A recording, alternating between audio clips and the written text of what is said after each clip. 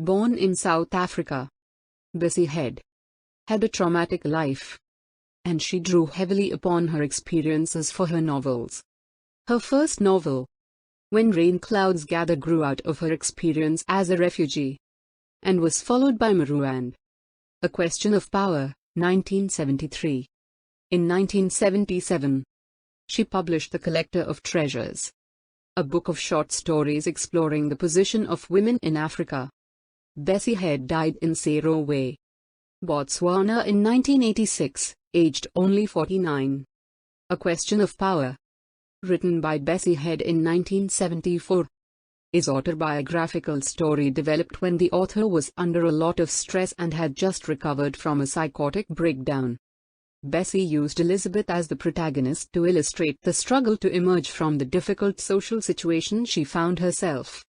The author used the psychoanalyst's alienation of the mind to portray the protagonist experience. The author depicts childhood experience as a central make of an adult experience. In the story, there are hints at physiological malfunctions, which might have contributed to the character's mental illness, though the emphasis is on the society, the conditions if the parents, and how these conditions affect the character as she develops. The book is divided into halves called Cello and Dan, named for the main hallucinated figure during that section. In South Africa, the union between the blacks and the whites was illegal, and the coming together of Elizabeth's parents was a criminal process, making the child personifies a dilemma in the society where the individual was expected to be white or black.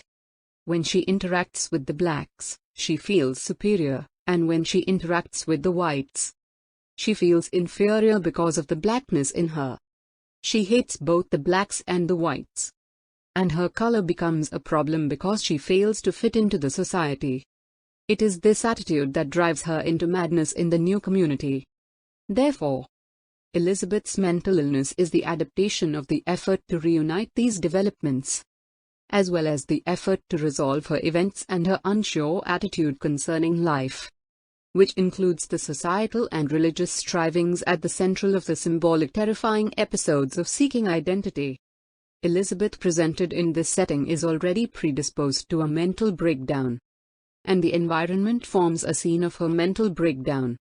However, the primary forms of her breakdown can be seen through her historical decline and the problems she experienced in South Africa. In this novel, the protagonist confronts gender, race, and class struggle in the post-colonial apartheid in South Africa. Her decision to leave South Africa represents her desire not to continue living a racially discriminated region. While in Botswana, she experiences a lot of hallucinations from Medusa, Dan, and Cello, which symbolize the power structure the protagonist opposes. The distinctions between South African and Botswana's social circumstances make Elizabeth's encounters in Botswana a point of conflict. In the new environment, she experiences racism in South Africa and Botswana, and she does not avoid another form of discrimination. She stands out from the population but cannot discuss with them because she does not have the same cultural backgrounds. The language, the way of life and the activities are very different from those of the Botswana people, and thus she experiences racism and alienation in the new country. Therefore, she was treated as an outsider and could never be part of them. Themes in the novel. The novel not only deals with the question of power, but it also explores the universal themes of fear indirectly as power struggles and love. The autobiographical novel presents the conflict between authority and love. People with power exploit either love or power or both. The primary purpose of the book is to juxtapose love and power. The protagonist's struggles arise from the domineering social condition she encounters, and from the hallucinations and visions that anguish her. The protagonist, just like the author, was conceived out of wedlock between a white and a black, a union that was not allowed in South Africa. The main character, like that artist, leaves South Africa with the young son to Botswana, which was a country that had escaped a lot of colonial dominations in the region. She also experiences a lot of challenges in a male-dominated community. The character's mystical experience with Cello and Dan only reaffirms her strangeness in the region because she confesses and says she does not think people who conduct a telepathic relationship with people are reasonable, though it happened to her. What make her different is the qualities she ascribes to Cello at the beginning of the novel. The question of madness presented in the novel symbolizes medical condition, social status, spiritual condition, and the psychological conditions presented during the time the book was written. These conditions are explored in the effects they cause in the human mind raised in the novel through the protagonist. In addition to this, the protagonists do not have a sense of identity because she can be recognized as neither white nor black. Therefore, Elizabeth had to be given real African insight. And she had to be aware of the African idea as a whole and dark mystery that was understood by Dan alone. And after her mental breakdown, she rejects being an African. Characters in the novel. The central character in the story is Elizabeth, and she is the only character of substance in the novel. Other minor characters play a part in the real world, and they all work to bring her back to her senses. Elizabeth is a schoolteacher brought up in a racial segregation society by a woman she thought was her birth mother. Elizabeth is slightly frightened by the sudden disclosure that her mother was white and had been living in a hospital for the psychologically ill people.